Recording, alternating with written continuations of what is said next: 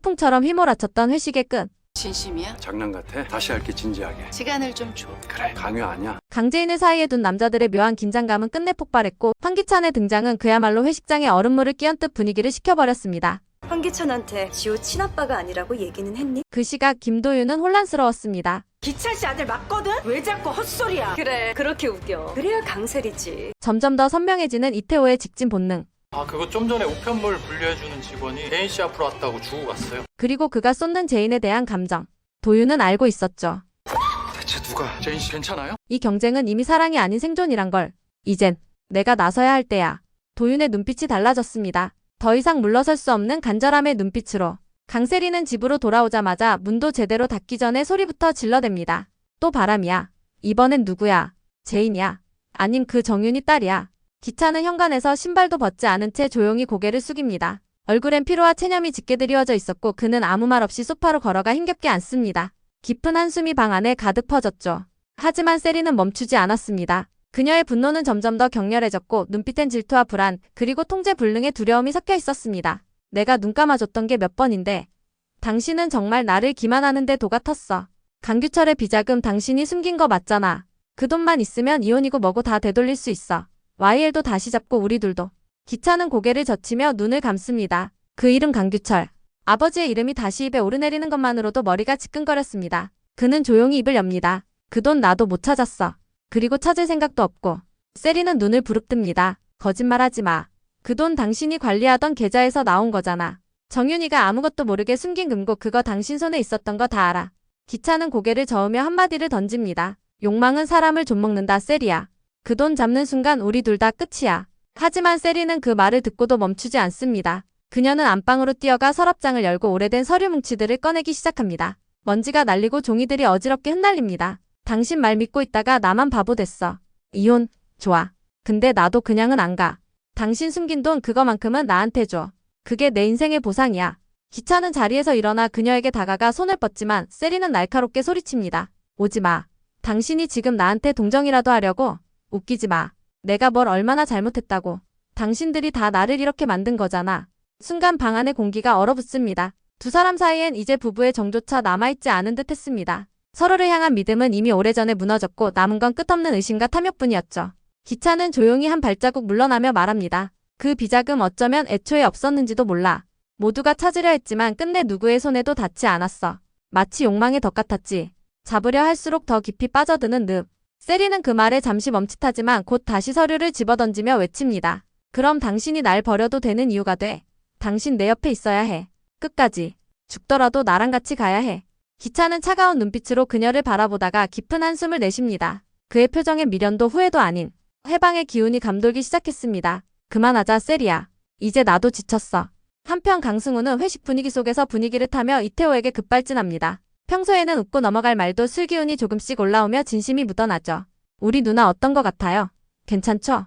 그 말에 이태호는 잠시 멈칫하다가 천천히 고개를 끄덕이며 의미심장한 미소를 짓습니다. 주변이 술렁이는 것도 아랑곳하지 않고 그는 당당하게 말하죠.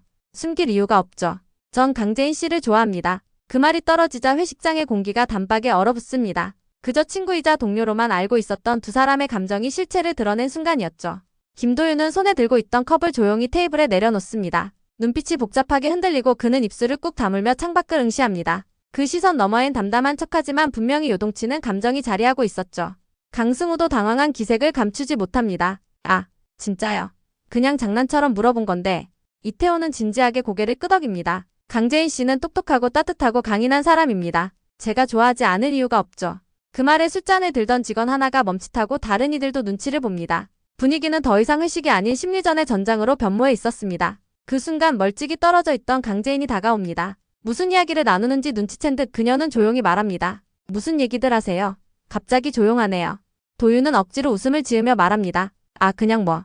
술 이야기 좀 하고 있었어요. 하지만 강재인은 분위기를 단박에 감지하죠. 그녀의 눈은 이태호를 바라보다가 도윤을 스치고 승우에게 멈춥니다. 그리고 한마디. 괜찮아요. 서로의 감정 숨기지 않아도 되는 자리가 됐으면 좋겠어요. 저도. 이제 도망치지 않으려고요. 그 말에 도윤은 고개를 숙이고 이태호는 입꼬리를 살짝 올립니다. 승우는 민망한 듯 고개를 긁적입니다. 그날 밤 세 사람의 마음속엔 각자의 감정이 깊이 새겨졌습니다. 사랑은 한 사람만을 향하지만 그 길에 얽히는 감정은 셋 모두에게 복잡한 운명의 소용돌이를 예고하고 있었죠. 황나라. 그녀는 오랜만에 승우에게 보낸 영화 티켓 한 장으로 용기를 냅니다. 그리고 전화를 걸었죠. 그 목소리를 듣는 순간 승우는 망설임 없이 말합니다. 이번 주말 그 영화 같이 보러 가요. 그녀는 마치 다시 살아난 듯 얼굴에 생기가 돌았고 그 작은 데이트는 서로를 향한 감정을 확인하는 전환점이 될 것입니다. 지호와 함께 도유경을 만난 황기만. 그는 아이처럼 웃으며 계단을 그렸고 도윤과 유경은 그 그림을 보고 충격을 받습니다. 이건 사고 당시의 장소야. 황기만이 사고를 기억하고 있다는 사실은 곧 진실이 드러날 가능성을 암시하죠. 그 무렵 지호는 강재인을 보자 갑자기 그녀에게 달려가며 외칩니다. 엄마, 보고 싶었어요. 강재인은 순간 숨을 멈췄고 그녀의 두 눈에 눈물이 고였습니다. 옆에서 그 장면을 지켜보던 이태호는 말없이 고개를 끄덕입니다. 강승호는 그런 그들의 분위기를 눈치채곤 괜한 핑계를 대며 자리를 떠납니다. 그리고 그 밤 잔잔한 가로등 불빛 아래 경찰서 앞에 선 황기찬의 모습은 평소와 달랐습니다. 양복상의 안주머니에 숨겨두었던 한 장의 문서와 작은 USB 하나를 꺼내 들고 그는 그 자리에 잠시 멈춰 섰습니다. 문서의 제목은 자진 고백 진술서. 그 안에는 자신이 감춰왔던 모든 진실 강규철의 비자금, 김도희 사건 당시의 개입, 그리고 YL그룹 내부의 부패 구조까지가 낱낱이 적혀 있었습니다. USB엔 그 증거들이 고스란히 담겨 있었죠. 그는 자신의 손끝을 바라보며 조용히 읊조립니다. 이게 나의 마지막 기회일지도 몰라. 황기찬은 한참을 서성이다가 문득 고개를 들고 어느 방향을 응시합니다. 그 방향은 강재인의 집. 처벌을 받기 전 꼭 그녀를 한 번은 더 보고 싶었습니다. 아니, 사죄하고 싶었습니다. 끝내 용서를 받지 못하더라도.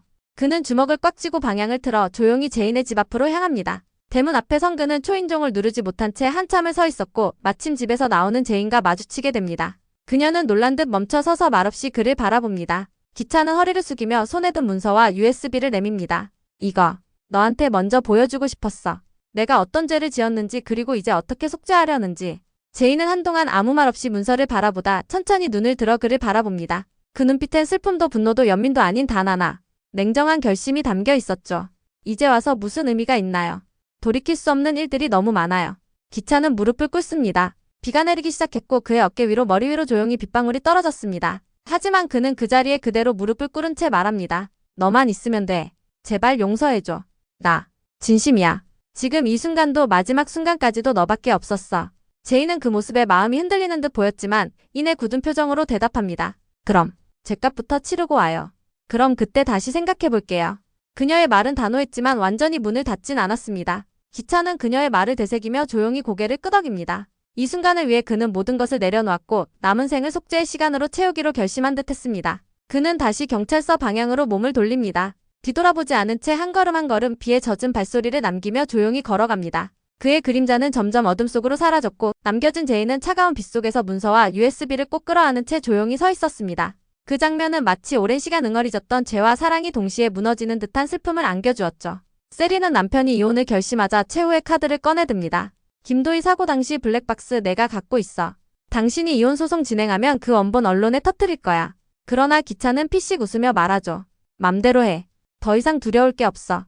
그의 초연한 태도에 세리는 당황합니다. 그제야 진짜 두려운 건 이혼이 아닌 혼자 남겨지는 것이란 걸 깨닫게 되죠.